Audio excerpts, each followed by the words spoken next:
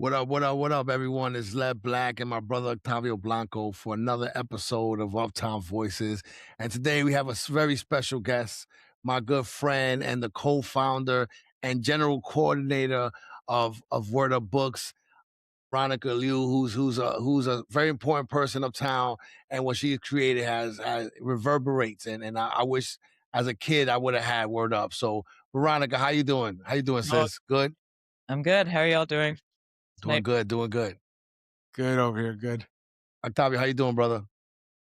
I'm doing well. I'm really excited about this. I've been a fan of Veronica's for a long time. I remember Word Up when it was just, like I said, I like to say when it was just a cart on the street, with a bunch of books. I think that was like the genesis, and I'm so excited about this because honestly, like the organization that you have created is like Led says, it reverberates the neighborhood, but it's given us such an incredible resource for not just purchasing books, which is a great thing to do there, but your events and stuff like that. I think it's a wonderful place that breathes life into the neighborhood and reflects this neighborhood in such a beautiful way. So I'm super excited. Led, don't forget, we need to tell our people to subscribe, That's right? right. That's Like right. subscription is what keeps us going. That's It's right. free, and we just want to get as many people in the community subscribed as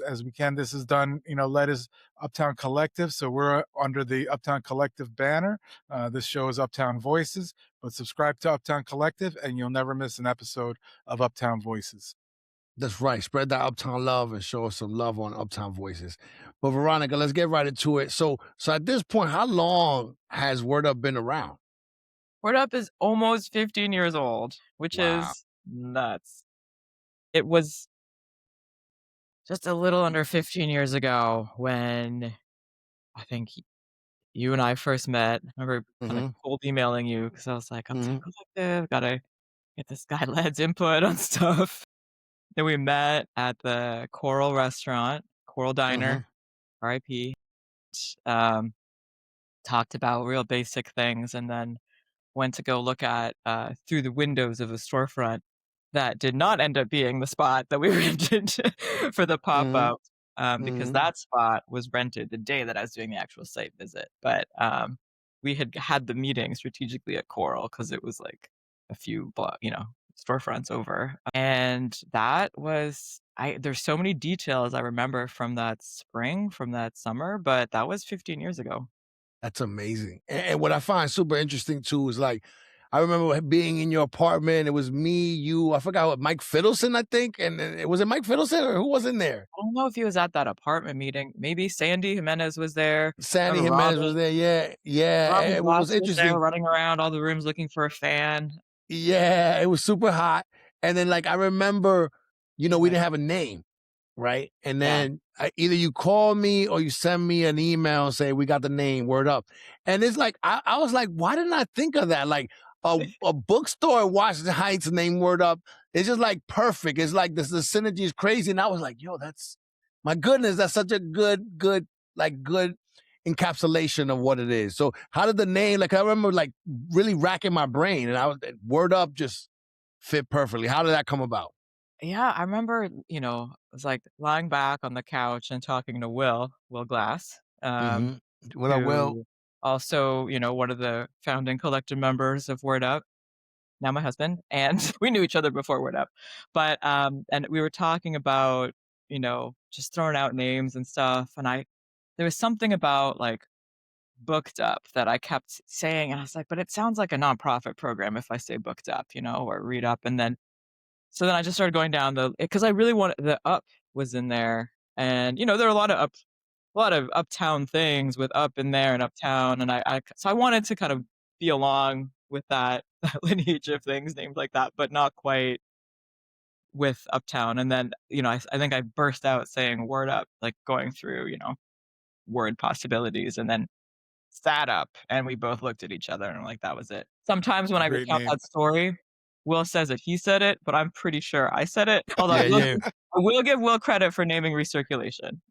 Gotcha. Yeah, I do that all the time. I try to claim credit for my wife all the time, so I understand Will's I understand Will's pain. But Um, again, what was the drive though? Like, why create this? Because like I said, growing up, as a kid in Washington Heights, I used to go to the library. The library was like everything to me, but we never had something like Word Up. What made you say I want to create this? it's a lot of, felt like some of it came of walking around the neighborhood. I acknowledge and I felt, so much so that like I didn't grow up in the neighborhood, but I fell in love with the neighborhood the moment I moved into the neighborhood, which was about 10 years before Word Up started. And just walking around, looking at things, hearing things, like enjoying, attending things, and, kind of just having that sort of living with me in the background. But then also as someone who also like made a lot of did, worked on things, writing or constructing zines or things like that, and often finding that the spaces that I was presenting them at, like where I was going to more reading specifically or attending zine fairs or kind of these multidisciplinary things that were like sort of literary related, I would end up, signing up for them to participate in some way. And they were downtown. They were, in Brooklyn. They were in Queens, and they were, um, and I was where they were. I'd take the Greyhound out to Philly to participate in like different, kind of non-traditional exchanges of art. And often when I would go to all of these different places, I would find that I'd be tabling right next to somebody, like I'd be on the Lower East Side, tabling right next to somebody who lived 12 blocks away from where I lived. And, I would go to a reading somewhere in Brooklyn, some place that was really annoying to get to on the subway, and like somebody else on the bill would be from, 12 blocks in the other direction. And so, I think some of those things were starting to come together as things that and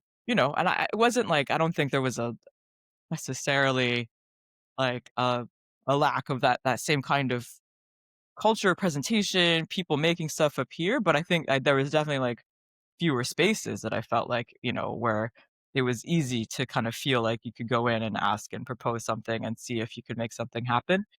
And so that was sort of one thread. Another thing was, when I was at the time, I was working on through this like kind of the now what is the nonprofit.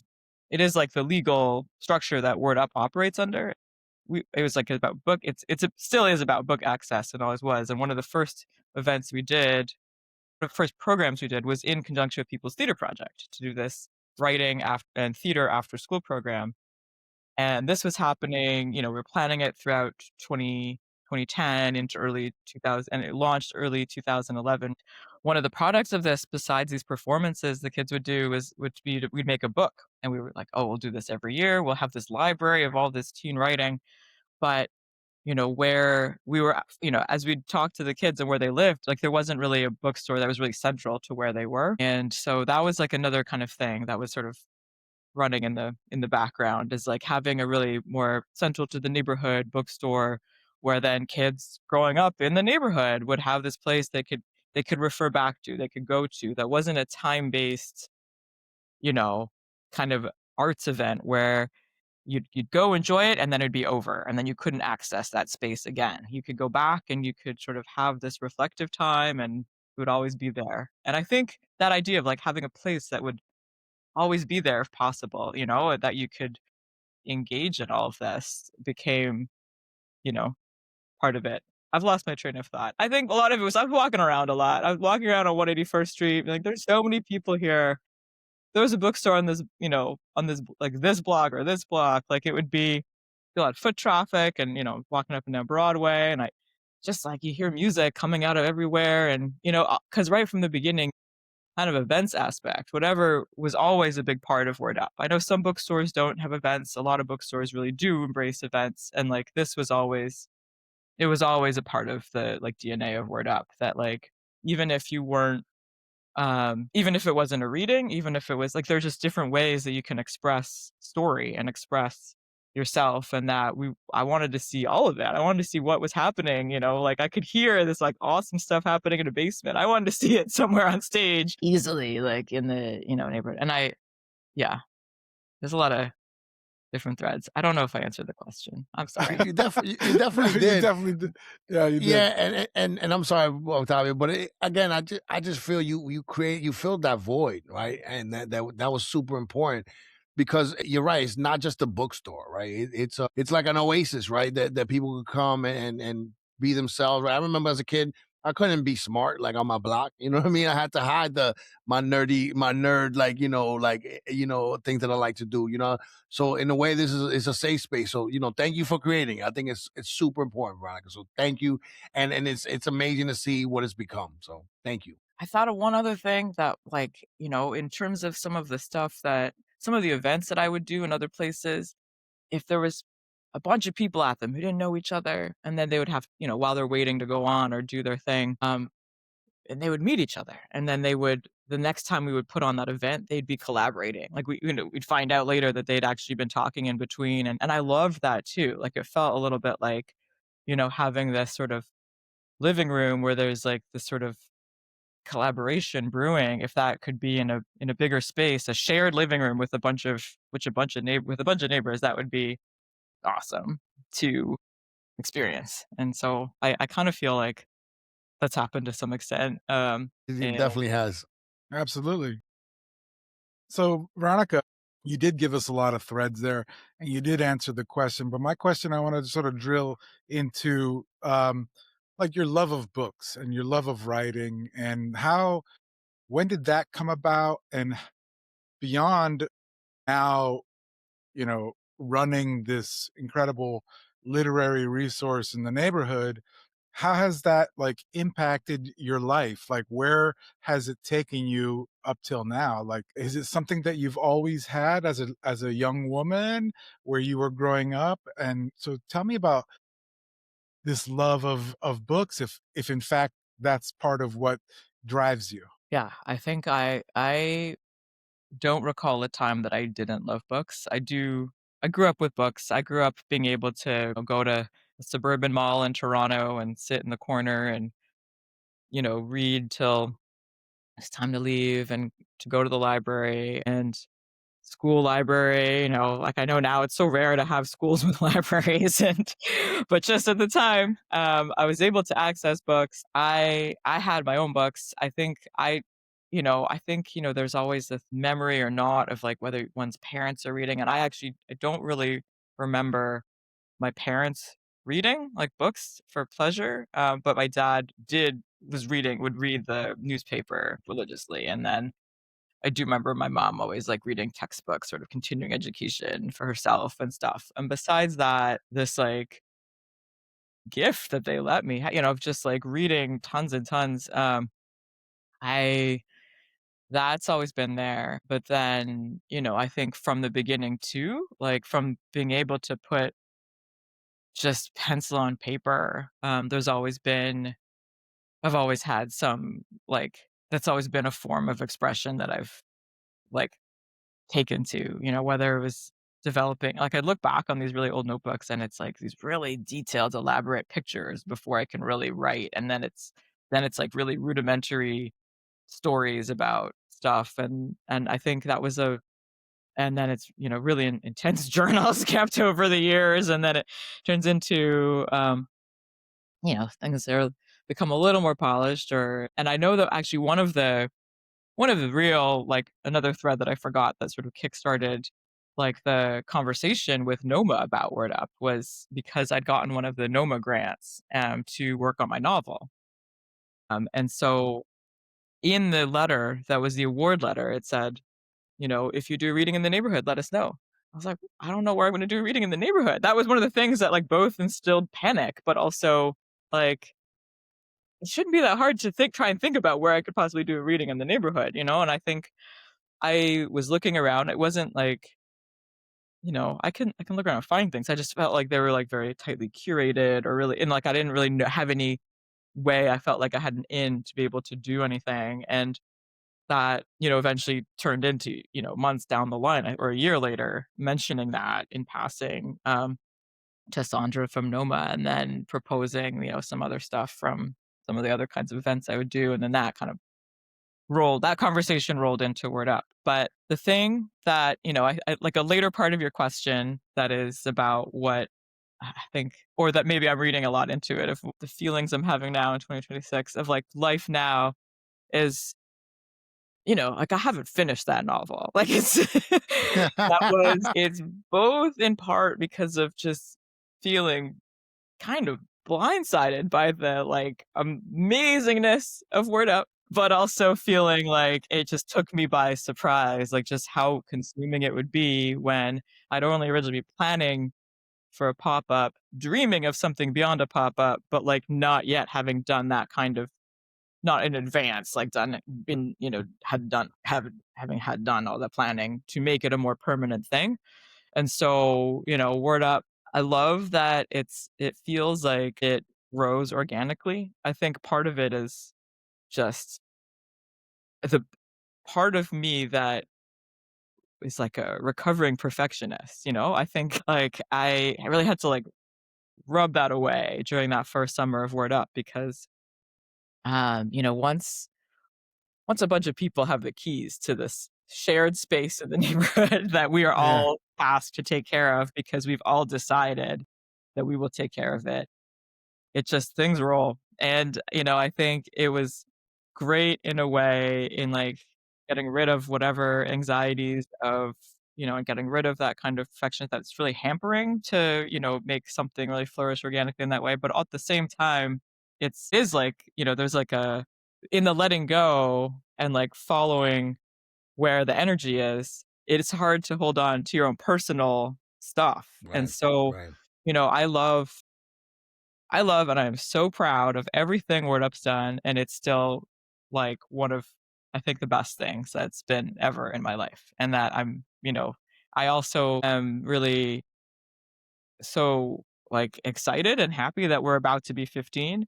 I also every year look at that birth date as like another year that I haven't finished X, Y, or Z.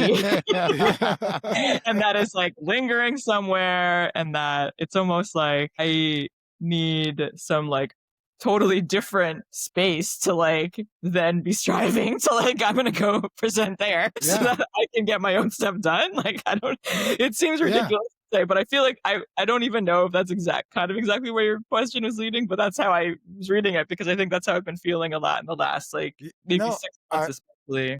it's very honest. It's a very honest and response, and I think I laugh because it's funny, but it's also very true, and it's also I can imagine on a personal level as your on your personal like work as an author and a writer, it's difficult. So I do hope that it's interesting what you're saying about perfectionism and entrepreneurship because really what you're doing is an entrepreneurial endeavor, and sometimes you have to let the perfect go for the good, but I think that what you got going on is so above and beyond. And hopefully, I do hope that as difficult as it may be, that in the years that are going that have transpired, maybe you can think about how to focus a little bit more on your own sort of endeavors, and maybe you can finish that book at some point. So I think that's a really really honest assessment, and I wish you the best on that for Yeah. sure.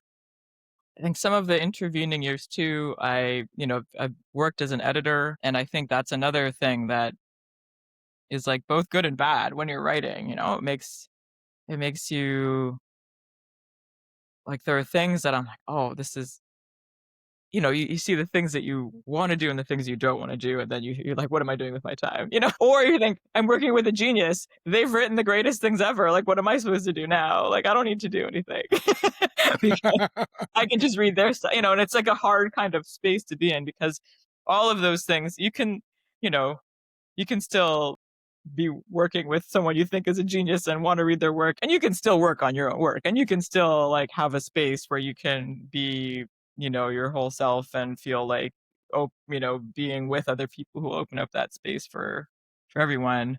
It's just finding that balance and not having the external pressure for your own stuff. That's, I think, the hardest before you even throw kids in to the mix.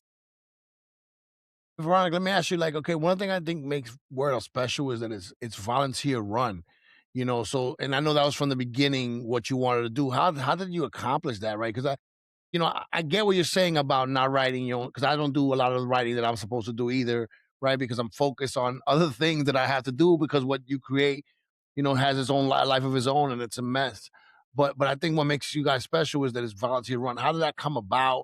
What's the idea behind it? Yeah, I mean, from the beginning, I think because it was this short-term thing, thought it might be closed in a month, everything felt so temporary, there was a month of doing this while I had a whole other job and while everybody was kind of jumping in for this afternoon, that afternoon, and then the space, we had lent for a short period, we had, insurance cover for that short period, the furniture was from materials from the arts, it was all, like, free as long as you could get it there.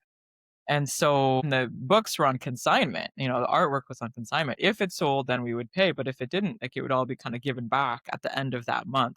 That month hasn't ended, so now so I think that's probably one of the things that, if we were looking at things way back, like, if this turned into someone's life and more than one person's life, and how would we keep this sustainable? We might still choose to be volunteer run. We actually, at this moment, are not 100% volunteer run, but we were for the first 6 years, Gotcha. 100% volunteer run. So, if I needed to, write a particular letter about learn how to, do, like, I don't know, acknowledgement letters for, like, our year-end campaign, I remember thinking, "Well, it's a very particular case. I could, sure, I could ask someone else how they do it, but I won't know if all the ins and outs of their situation are the same as ours."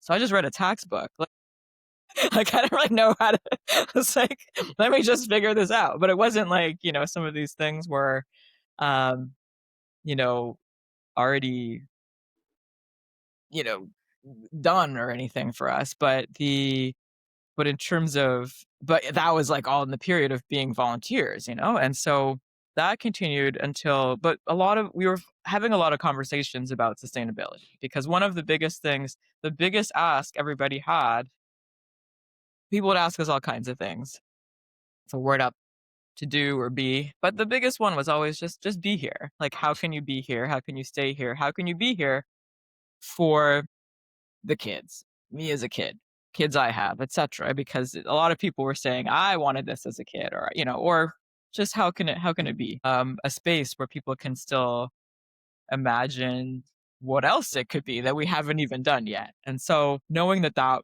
was there, looking at ways that could really be sustainable alongside, the group that existed, but also just, you know, um, we were seeing a lot of grants where, you needed to have paid staff and, it wasn't like we would only then do that grant because we only switched to paid staff because we wanted that. But I think we were just looking at the reality of people's lives. I mean, people, when Word Up started, I didn't have two kids. I didn't have, and I think that other people, and I think I didn't even realize then, like, how just that kind of instantaneous, like, "Let's do this right now because it's a pop-up, we don't know how long we'll have it for." That's awesome and it's inspiring, but, like, it is a little limiting to all corners of the neighborhood, all corners of the community, because not everybody can, like, drop everything and go do that and be able to, be in person in all these ways and lift a lot of stuff and just be meeting at, like, 8 p.m. on every other day. There's, like, a lot of stuff that I think as Word Up has developed and we've tried to see other ways to be sustainable to really have the participation of a wider group of people, I think we're realizing need to adjust things. But, I think the real kick in the pants, so all the talking about stuff is, like, after I had and, my first kid, then it felt like I had, like, 3 full-time jobs, I was, like, working my job and then working Word Up for free, and then there was, like, this whole other being that I was, like, needing to care for, and then Right. whereas, like, 2 full-time jobs, even if one is unpaid, was definitely a lot. I mean, 3 was just felt impossible. Yeah, So, right. that was one thing that kind of really, really like push the transition to having paid staff. Even then, we went through this period of like kind of discussing it like prior to when Lester was born, but then even a year after, like how that transition would happen within a collective structure that had been 100% volunteer. I think one thing that actually helped a little bit was that we were like looking at the number of hours people were doing in all these different corners of Word Up. Like it was at that point pretty clear that I was still like I was doing a lot of hours that are like beyond kind of like it's akin to a full-time job. But then other Right. volunteers who were very, very active and very regular, it was like much different hours ask though, you know? So I think the fact that we then on like we worked, over the course of a few years to build up a salary and then have me come on as the first, this paid executive director. That's how that transition happened. But then, when we were we have this summit every year, the Word Up Collective, where we try and do it every year, where we talk about these big picture issues.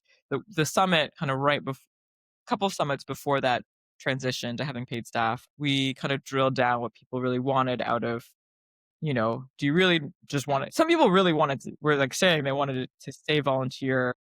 But then when it came down to it, it was like what they really wanted was like this like non-hierarchical like structure. Like they would kind of be okay with paid staff to kind of keep this like daily through line happening as long as there was still this like, you know, striving for like collective process, non-hierarchical decision making. And so I think that's one thing that we've felt like is like embedded in Word Up. Like, it's been there since like since early on. And like that's one thing that we feel important about continuing. We do have like like like three full-time staff members now though too. That is alongside right now like 80 active collective members. Wow. So that's people doing 3.5-hour shifts at the store, either at Word Up, the main location, or at Recirculation, or doing like an administrative role, and like or doing a lot of offsite events, like in a regular enough way that they have to keep up with what's going on. It's like that's where we have all these definitions of how we have active, or inactive, and everything in between. But that's yeah, I think it's almost 80. It's a more than pre like, pre and during pandemic, the, like, That's sort of amazing. active number of people who are so invested in things and, I think, some have been there for all 15 years. Yeah. Shout out to my brother Emmanuel Abreu, who's been part of yeah, Yeah, photographer extraordinaire. Look, I have so many questions. Led, I have so many questions, so you forgive me, okay? I'm gonna ask you first just one. So, and I guess this is a good opportunity for you to help people to know how to contribute to help you guys out. But how are you funded? Like where does the money come from? Is it mostly from individual contributions or is it mostly from grants or is there like a nice split or tell us and for those people watching who are like interested in what you do and want to contribute monetarily, how can they do that? Yeah, thanks for asking that, especially the part about people who wanna contribute monetarily, always feel free. Recently launched a new website, wordupbooks.com, and on that, there are ways you can I think /donate is a way to donate, but you can also just buy books on the site. Our funding sources have shifted, there's always they're split in a way that actually relieves me, at times of, we've experienced a lot of emergencies, over the past 6 years. And I think the fact that there was no one way that it was funded, that, if that if that stream went away, like we would fold. I think that's been good. And I think that another thing that's been helpful is from the beginning, it has been a lot of individual contributions.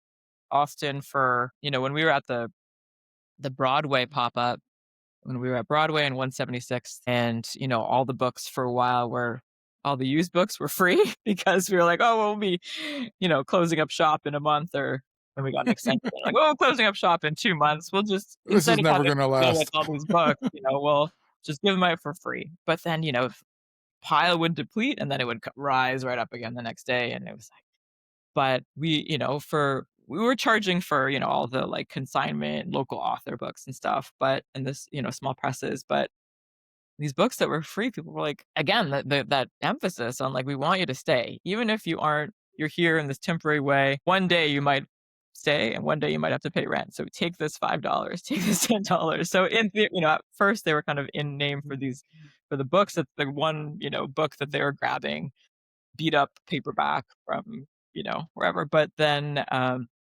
eventually we started putting price tags on those books, and they were still used books that people were donating.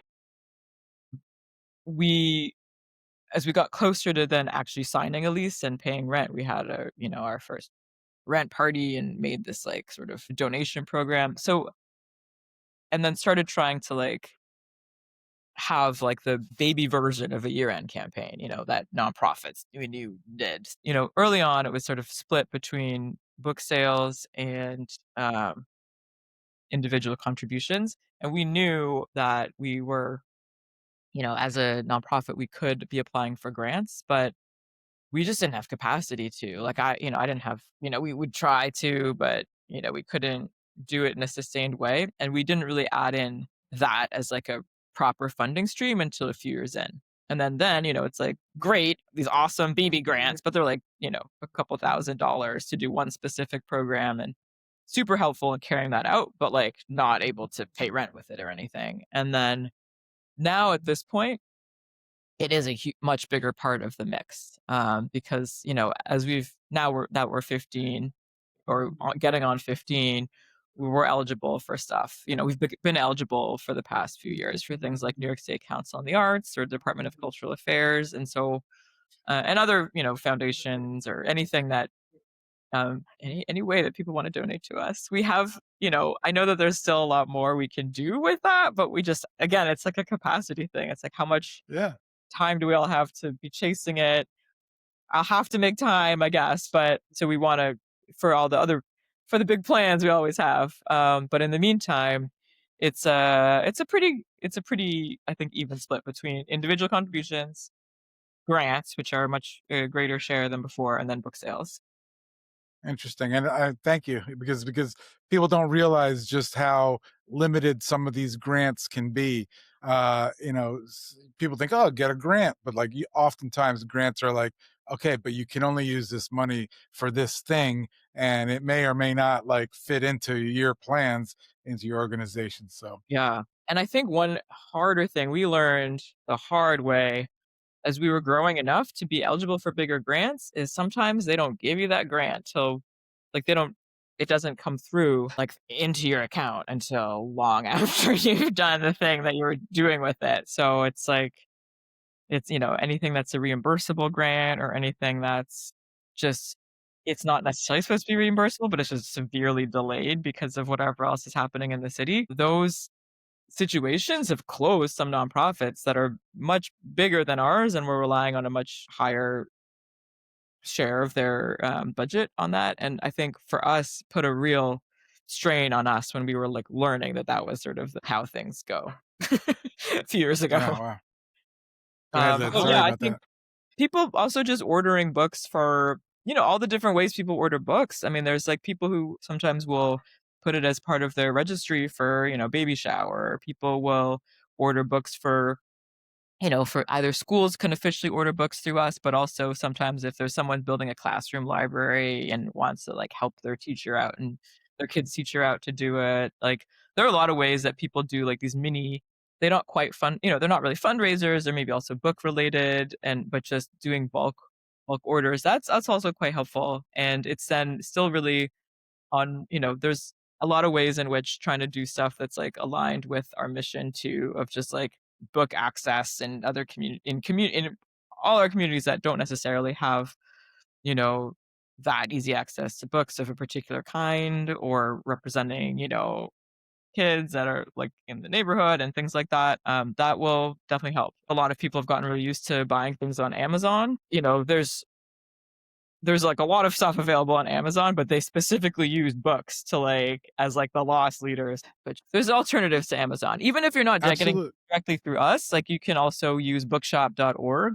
Bookshop.org was created as like a way to as like a site that would also do like kind of permanent discounting and but all of their extra funding. If you click through to bookshop.org from WordUp's site, like we get a cut of that. Like and then if you buy something on the page that is the WordUp page, like we'll get a cut of that. And then another thing they do is like after all the indie bookstore, like all the purchases made through them, they then split all of this profit to all these indie bookstores. And I think their aim was to be like a little bit more seamless experience than some of these like clunkier, individual e-commerce sites. But you don't necessarily have to go through us specifically. Like you can go through these other But you sites. should, you You should, should. That's because right. you can, Yeah. because you can pick it up at the store or they can deliver it to your house. So go to wordupbooks.com. Is that the website? We personally won't be there delivering, but you can put it in the mail. Yeah, Or yeah, you come pick it up. I think if you come pick it up, then you have then you get some vibes. You can Vibes. visit us. definitely. And speaking of vibes, right? Like I think that's another thing that makes Word Up so special, right? Like I've had so many nights of like pure magic at Word Up, and I remember one night it was and I'm gonna give credit to my wife, right? So she found out Chris Hedges was gonna be at Word Up, and I'm a huge Chris Hedges fan. I love his work, and so we were set to go, but that night I got home from work. I was like, yo, I don't want to go. I love Chris Hedges, but I'm not.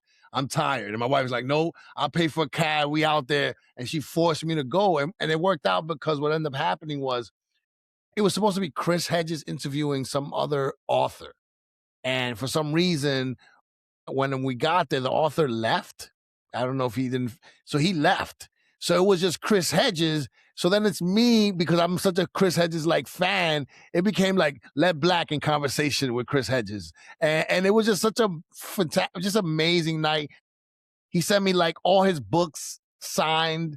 You know what I mean? Like it was such a big. So I guess I forgot who coordinated it. And she was like, "Led." Chris was like, "So really liked you so much. He's sending you all his books. What's your address?" So I got like tons of books from Chris Hedges signed. But I mean, that is that magic that happens at Word Up, and like I know you don't intentionally want to create magic, but how do you think that? Why is that a place of magic? I think that gathering people, there's always surprises that happen when you gather people who are I don't know, who are into it. I don't know. This is not a very good answer so far. I'll come up with it as I go No, along. no, I It's get just it. I know like, what you mean. No, I know what you mean though. um Like Chris Hedges was so giving of his time. And then I was just there like, and it was just because I had so many questions, and it turned out to be this like wonderful knowledge. So he ended up he was telling us about how he works in the prisons. So he teaches convicted people how to just how to write. It was like I think a creative writing class, and he even cried during it was just such a beautiful night uptown with one of my favorite authors and just one of the most. I think Chris Hedges is beyond like I mean he's super incredible, super important to read. So again, it's just I thank you for creating like you said that gathering is magic in that and how long were you guys on 176 in Broadway? How long did that last? 15 and a half months. Yeah. And I think that maybe, I don't know, had magic kind of embedded into it. Like you get some people together who want to see something happen, who want to make stuff happen, um, with by themselves, but then with each other, and then but don't like put too many. Like I think part of the like there's so many ways I want to answer this question, and I'm not finding the right words to like leaving room for there to be like a blank page, leaving room for there to be a blank slate, like leaving like if anything, I feel like um leaving leaving that space for someone to come in and hang their own stuff on the wall. Like, I think there was a lot more of that in the early days, and I think but it still can happen to some extent today. There are, in some ways, like, a little bit more, like there's a little bit more, I don't know. I think one thing that whenever, the idea of, like, curating something comes up, we, you know, both like have a desire to, but also a desire to like not do it too much because I think that magic has happened when you leave room for what you aren't expecting from the people who you don't even necessarily know in your neighborhood who will come in and, like, enter the story in a way that you don't expect at all and you couldn't have imagined and you couldn't have planned for. And being open to that magic, I think, is another part of it. And I think what I feel almost every day at Word Up still, like maybe not every single day, but like several times a week, is this like element of surprise. And that Right. I feel like I am ready for it. And I don't know if I had it that regularly in my life prior to Word Up, but it's because it's a place that, I mean, has, like, fostered it. It comes up, it's there, we're ready for it, we're, like, ready for whoever walks in the door and, like, wanna go with it, and then I think when that surprise sort of manifests in a way that is, like, awesome, that's where it feels like magic. Sometimes it leads to, like, a need for de-escalation. I don't like, like but I think we're ready for whatever it is that comes through, and I think more often than not, you know, I feel especially during this Word Up experience that the world conspires more to like, you know, like that sort of wants things to work out. But I think they work out because you kind of, I don't know, if you have such a prescriptive way of what it should be, like then it won't necessarily won't things won't always feel like they work out. But if you're willing to like adjust your perspective on what it should be or could be, then and you just arrange things a little differently, then this amazing other thing happens that like no one could have imagined that blossoms out of it that other people feel then invested in and carry on. Um and I think, yeah, a lot of it just comes from not trying to be too prescriptive. Like being not being I don't think it's being not organized. Like I think they're actually it's helpful that there if there is like organization and like heart and thought behind it, but like doing that in service for what comes your way, I Right. think is Right. then a way that like this neighborhood has made this bookstore. Like it's not, I do feel like with all of the things I can look around at Word Up and see all the different ways people have left their imprint on it and will continue to or have designs on trying to fix that thing and it's not quite to what they want. I really do feel like it's been this co-created space and I hope that it always will be. Interesting. Interesting. If I could, I do you mentioned a little bit about how you're organized, right? It's a collaborative, it's a co-op. So tell me a little bit of how you make decisions because it's not like you're not organized, right? You do have an organization, but the decision making process must be complex and vociferous. how how uh how how do decisions get made? How do you steer the ship? It sounds very democratic and to a fault, right? So sometimes I wonder if that's the best way to organize, but it sounds like it's working for you guys. Yeah, I think it's working so far. I think in part because the people that come to it and see that it's different from how they have to operate in the rest of their lives or how it's not the only reason that people come to it and are attracted to it, but I do know it's one element of what people do here because you can that place to explore what it can be like to try and, come to a decision with a giant group, feeling knowledgeable enough to really make that decision and invested enough to like care about the decision is a real can feel like a real feat when it happens, like in a way that, people find satisfactory. But we are explicitly decided, and this is like checking with the group of like who we were kind of like, any collective kind of has these like as it develops, I feel like these sort of mini generations kind of come up. There's people that come into it 5 years in and things seem established because people have been there for a bit, and they don't realize how much we like necessarily made that up as we went along. And then people that are come in 10 years in, like now it's even more established. That whole 5 year set, also then was folded into and was in part of the making of X or Y policy. And so I think so much of like the challenge is also trying to share enough of the history of the making of anything so that people know that it's it didn't come out of nowhere. It came out of something maybe happening and that we all talked about that we then wanted to make sure happened differently if it happened again or it didn't happen again or whatever we could do to try to facilitate whatever happened. But then also leaving room for like review or people to change like that policy or procedure. That said, one of the things that kept coming up was like defining who was active as a collective member, or who was inactive, because it's really Mm. clear who the active collective members are, really clear who the inactive collective members are. But that whole spectrum, like that space in between where someone was active, maybe is becoming inactive, and like at what point do they stop getting decision making power to the same extent as like the weekly shift holder, like the really active person. So we had to start defining what that was because, like several years in, we were getting all these different levels of, participation and needing to sort of just, figure out, someone who hadn't been active for 7 years, could they still vote on this thing or not? We don't even really have voting that often. But so in the process of defining what makes for an active collective member, we then had a series of meetings because we could never get all the collective members in one meeting. So we just had a series of meetings that we said, okay, everybody has to come to one of them. If you count yourself as active, come to one of them. And then we went line by line by like, do you feel like this definition fits that? And I think the first time we did this series was the most arduous because it was like defining things for the first time. We've tried to do that every couple years since, but it's, we're not going as granular as we did that first time because there's been like history behind why, things were. But in that first series of conversations, we checked with everyone we talked to, and maybe I think 30 something people were like able to make it to those first rounds of conversations until the pandemic stopped.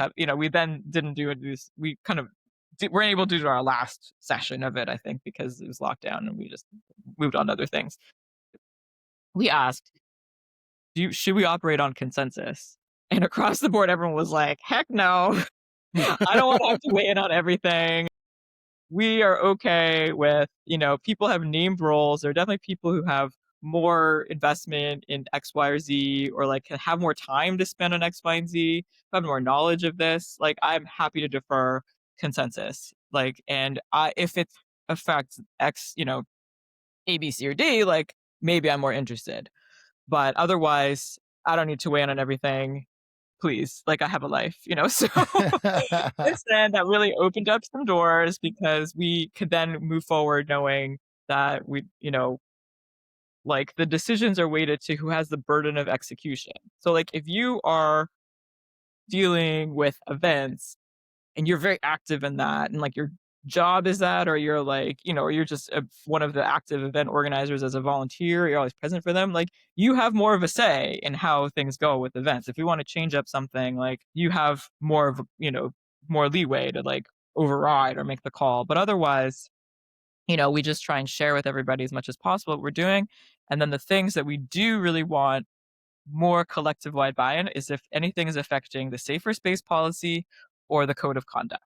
So for those, any issues that are related to those two documents we have all volunteers sign when they're onboarded, then we like share what the issue is in whatever, platform. Used to be a Google group and now it's Basecamp, this like project management software. And so we share the info and we have a meeting and then we'll take minutes of the meeting and then we'll share the notes from the meeting and like those kinds of changes. Like we have a few steps before like a change is hard and fast change, but like only really for things that affect those two things will we do it for. And then otherwise we'll just try and share as much as possible of like what's happening. Different teams, different groups are like, we hope that they all kind of take the leadership on like sharing what that info is with the group. And we also, I think part of this document that was like defining what all of the, what made for an active collective member, we also were defining what would like lead to, like if you picked up a task or picked up a project or like initiated something,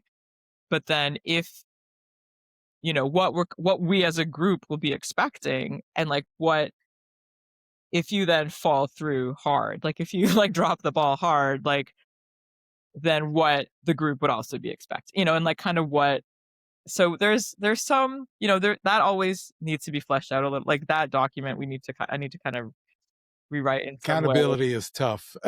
Yeah, we were trying to rewrite it a little bit based on the summer sessions where we were like talking about like, kind of tonally it was like a little bit off, but otherwise like people have been like looking at it as a guide. Like, okay, this is kind of this level X level of, importance because it has a deadline, it involves outside parties, like I can pick it up because I'm have capacity to. And then there's some things that are like, kind of not as like if it doesn't involve like outside world and doesn't have a deadline, like it's definitely at a different level. But I think we had to have something like that in place because we were finding in the early days when we were like, oh, we're a collective, and everybody was like, yeah, like just if someone would drop the ball on something, then like somebody was left holding the bag because of just as Word Up was growing in name recognition and like what different institutions in the neighborhood were like starting to rely on it, like if someone was supposed to open up for a school field trip or things like that, like we couldn't really just like not be there, and so there are, yeah, different levels of like urgency and accountability and That's um interesting. It's fascinating. It's fascinating. And Veronica, so you guys have been at 165th in Amsterdam like 13 years now, right? So, right? yeah, How did since how did the 2013. recirculation come about?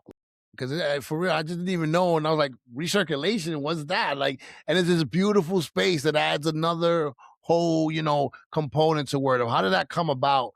Because I love recirculation as well. Yeah, recirculation came about when I think the shortest story is one of our longtime collective members, long time from the early days, like the first 4 or 5 years was very, very regular, like would come and work at Word Up several days a week, was Tom Burgess, and he passed away from COVID, June 2020. And he went into the hospital the day after the day before his 70th birthday. And sometime while he was in the hospital, he called and he mentioned that he told the nurse to like crank up his oxygen so he could make the call. And I knew he was in the hospital because Emmanuel actually had talked to him like a week before. Emmanuel had been the last, I think, to see him in person because had been delivering medication to him, so he wouldn't have to go out. But Tom cranked up the oxygen and then said, in case I'm incapacitated when I come out. So, not in case I don't come out, but in case I can't do all the things I wanted, able to do when I come out, take down all these numbers. And he like just like send me this like list of, he contact my sisters, contact this, that, and the other. And he told me which shifts at the Manhattan mini storages and Inwood like were friendliest, and he had all kinds of, side info about everyone like usual. Um, and yeah, I think he wasn't saying anything about, just like the passing and not coming out at all. But he did mention in the call, like he had said for years before that I was like the sister that he never had, Oh which was wow. always a funny phrase because he has 2 sisters who he loves very much. But, one of which I called right after I hung up the phone with Tom. And yeah, it was so, needing to just collect all the details of Tom's, like, just like the administration of whatever, in like a really quick, not even probably 10-minute conversation was a lot. And then right after I talked to one of his sisters, and she had just called Tom right before I got through to her. And she said she had just called him, but he couldn't speak anymore. Like he had like passed on all his info and then was like the oxygen sort of like took down a notch and couldn't communicate. And that was so I got updates from his sister, and then eventually when he passed, I had just like was working with his sisters to sort of set all his affairs. He had 4 storage units in Inwood, 3 of them were floor to ceiling crammed with books and records. And then, I knew of this space that had been empty for almost 20 years, which is now recirculation, and so had proposed to the board of this building if, we could move, Tom's stuff here and sort it and then, kind of have a space for that. And, kind of unexpectedly, one of the people on the, board of this building actually knew Tom and had gone to grad school with him decades Wow. before and was like, "Of course, like, this is what a," and connection. So we ended up, trying to move stuff here, moving a lot of stuff here, and then in the process of sorting it, it was a moment when the COVID numbers were going up again. It was late 2020, early 2021. I don't remember if it was Omicron. I don't remember what all the names were, but whatever Yeah. was at the time that was like making things close again. I think we even closed Word Up. I don't think we were actually open. The other businesses were closing again. And so at the turn of that year, while we were sorting things in this space and like opening the door, people were walking around and like not really able to go to some shops or the places that they used to go into indoors, but it's cold and everyone was on walks those days. People would walk by and we're curious about what was happening here, and we would kind of very similar to when Word Up first opened, where when people would hear just the tiniest bit of what what was here, the potential for it was, and then would express interest that they'd want to help, and then would come in here and like make aisles, like would do like just a lot of manual labor suddenly. And I think it felt, obviously not every single person was doing that, but a lot of people were. And it was like another, just, I had those feelings, those first like 4 or 5 months of recirculation, I hadn't felt since Word Up's first 4 or 5 months, where it was, I think, because people were walking in and surprised by what they were seeing, and seeing it was a little messy, but it was unformed, but they could do something. They could put literal hands on and do something that would help make this a more usable space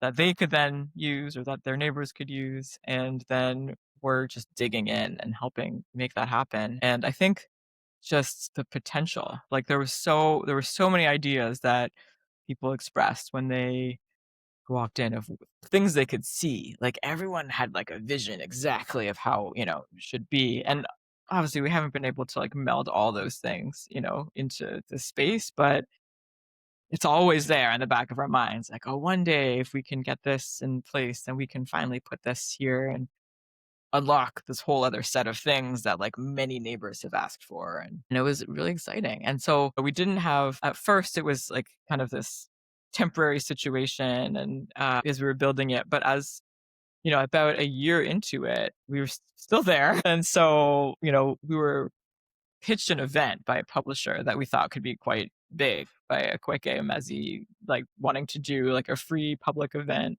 And this was a big space. So we that was the first time we kind of did what we could to have an event here. And it was great. And that was when we saw, okay, this is what an event could be like in here. And then eventually, we worked toward having a lease. So we've had a signed lease now for the past few years. And, I think there are a lot of different ways people have used this space. I think the multidisciplinary nature of Word Up has always been there, but it seems like a lot of stuff has happened like kind of form by form, whereas the, sort of what can happen at recirculation is a lot of forms can just all be mashed into the same event in a way that, like, because there's more space, because there's like more weird corners, because there's a lot of, there's like blank walls but not blank walls. And so yeah, I think, having a space like this is awesome. It also, it's we pay rent now. We pay rent here. We pay rent at the main space. So, that was one of the, when I was talking about just some of the challenges we experience with like any delayed funding from sources.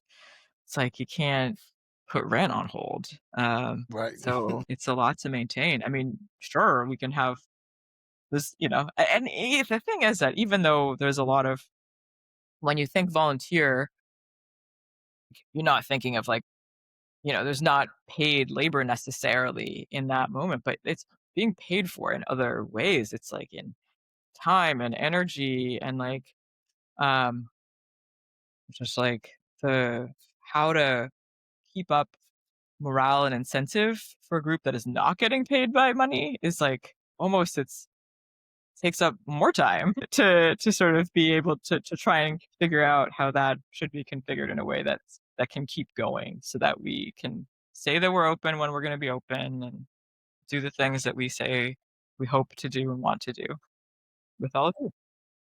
Expansions can be really tough, right? Like it's a great thing because you have this great space that you use very well, but it brings its own challenges. So I have kind of a three-part question. I feel like I'm becoming famous for my long-winded questions, but this is kind of a three-part question. In the time that you've been here, uh, how do you see like the neighborhood changing? Right? That's part one. Part two is we've seen one bookstore open since in the time that you've been here on 180. Is there room for more bookstores in the neighborhood? And do you, I guess this is a four-part question. This is the last part of the question. Do you view Write it them down. as competition or do they also sort of like tap into your cooperative, collaborative ethos? I already forgot the first question. So Sorry. how has the neighborhood changed? Is there room for another bookstore? And do you consider them to be competitors or collaborators or something in between? One thing that I've seen more of, and I know there's a lot of other ways that one can answer this question, is there's more chains like uptown than there used to be. I remember Right. when, I lived on Amsterdam for a long time, and I remember thinking you had to get to 125th before you got to the first chain, and then there's a Domino's, now there's Pizza Hut on the same block.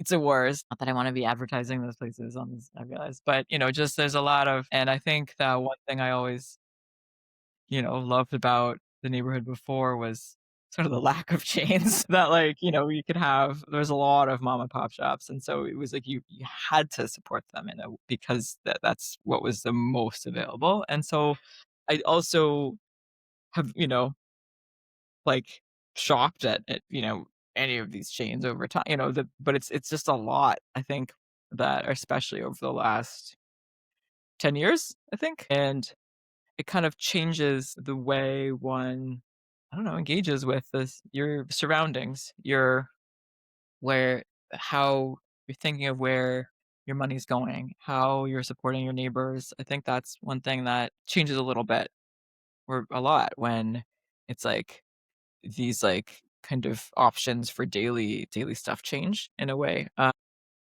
Your like daily supplies and stuff. That's one. I mean, there's a lot of other ways that the neighborhoods change. I think that just thinking of, like, shops, like, that's the one I'll share here. I think there's definitely room for, um, another bookstore and more bookstores, I think that, uh, also wanna shout out that Sisters of Town has been kicking it at 156th in Amsterdam for maybe Okay, 21 okay. years now. It Yeah, is the oldest Black-owned bookstore in New York City. I think New York City, at least Yeah. Manhattan. I think it's Uh New York City, yeah. And the one thing I learned from one of these, reports I was looking at when I was, like, trying to write up a grant was just, like, how I knew it was a very densely populated neighborhood, and but was, like, looking at the numbers, and I mean, I remember just sort of looking at what the borders of what, you know, often our uptown customers cover and what that population is in this kind of relatively small space on the map. And if that were a city, like, we'd be the 35th largest city. Like, damn. 35's down there, but it's a lot of people, and I think it has never been enough to have just 3 libraries. I think it's never been enough just to have the few bookstores that we do, and so I think that there's a lot of room for more beyond even, Fountain and so, yeah, and I think that there's a lot of I mean, just thinking of, what you mentioned, led of being a kid growing up in the neighborhood, and also things that I've remembered, that you've talked about before, like, you're on this block, you're on this block. Like, you don't know what's happening on the next block. You don't wanna be Mhm. messing with the next block, and I think there's so Yeah. much Heights that's like that. Like, there's so many parts that are the physical geography of the neighborhood really leads to a lot of, like, inadvertent segmentation. Like, I don't I Yep. think and so I think there's so many corners of the Heights that could use just more spaces, that are, like bookstores, but are not necessarily straight up bookstores, but just that kind of, like, gathering space where you can maybe have books and also just present stuff, and that you don't always have to have the pressure where you don't always have to have the pressure of buying something. Right. And I mean, it's Veronica, as nice if as you we buy wrap yeah, as we wrap up, I wanna thank you for being the orchestrator of that magic, right? Of creating that space where people come together and like you said, leaving room for the magic to happen because magic happens in that place. It's very special. I want you to tell me I want you to before we go, I want you to tell me again, how can people help and how can they donate, where to go? But I also want you to tell me, like, what are some of the things that are coming up that are exciting? Because I know I'm excited about the Uptown Record Fair that's coming in March. Mhm. That Yes, looks me really, too. really cool. So tell us about some of the things that are coming up and also tell everyone how they could donate, how they could help, how they could even volunteer. Okay. Some of the stuff that I am super excited about. One is this we have a Spanish language kids book sale. Giant, giant book sale that'll be Saturday, February 7th here at Recirculation. Information's just coming together. I think there's sort of a basic outline on the site right now, but we just came into a bounty. We have brand new kids books that we'll be able to sell below retail price, and that we have in great quantity we want to get them out, all of them, to kids, families, educators.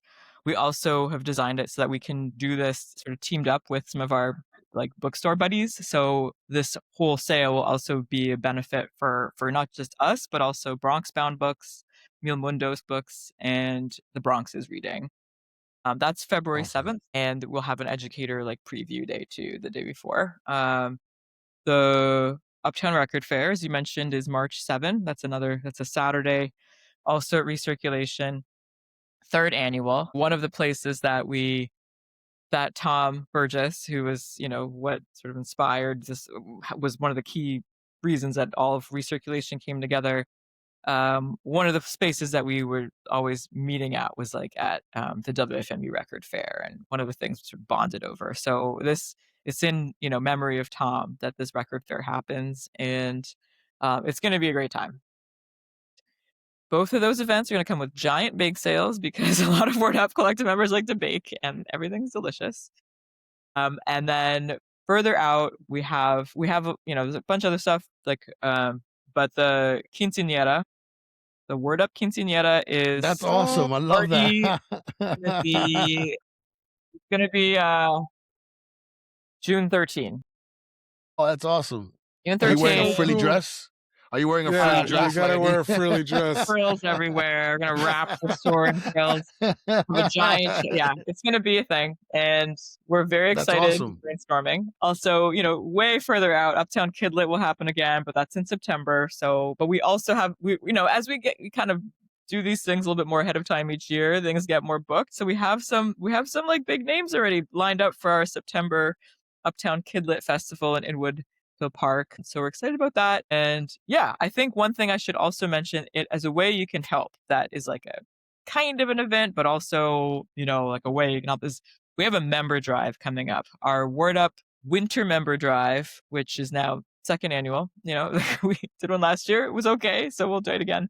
And February 1st and through March. So February 1st to March 31st, if you join as a member, sustaining member of Word Up Community Bookshop, then there'll be some incentives. Like we're launching like extra coupon on your birthday, and you can pick from different tiers that come with different benefits, and also member events. You'll be invited to. But we hope to increase our membership, like our sustaining member target. This I can't remember the exact number, but that's what the point of the drive is, to like do it in a really focused way.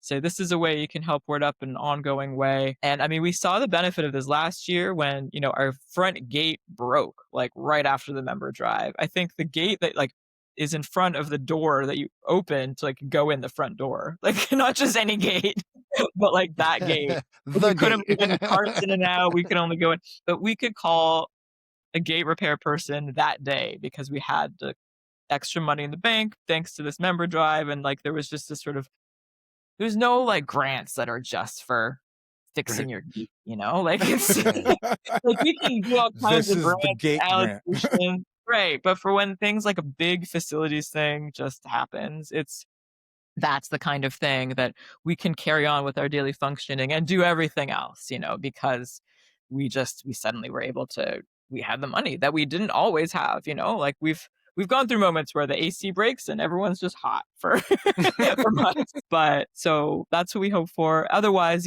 coming into the shop, saying hey, buying books in person or buying books on wordupbooks.com, making a donation at wordupbooks.com/donate. All of those things help Word Up enormously. And like just, if letting people know to come to Word Up and that we want to be there for whoever wants to use and it. and Like, and to sign up for your email The newsletter. newsletter, because it's a very good newsletter, and that's where you're going to get a lot of the information on what's coming up. And so please go to wordupbooks.com and donate and sign up for the newsletter and be aware of this great resource. It's important. Veronica, and I love you and your family. You guys have, created something very, very special in this community, and Washington Heights wouldn't be the same without Word Up. So thank you for being on the show, for doing what you do, and we're going to be pushing you for that novel now. So we need a few Yeah, pages by the end of the exactly. summer. I don't want to hear nothing. You know I what I want to mean? see So we got to pages. get I that want to see happening. pages. I want to see pages by August. Okay. this is what I need. This is what I need. Thank you. Well, thank you so Thank you much. very, very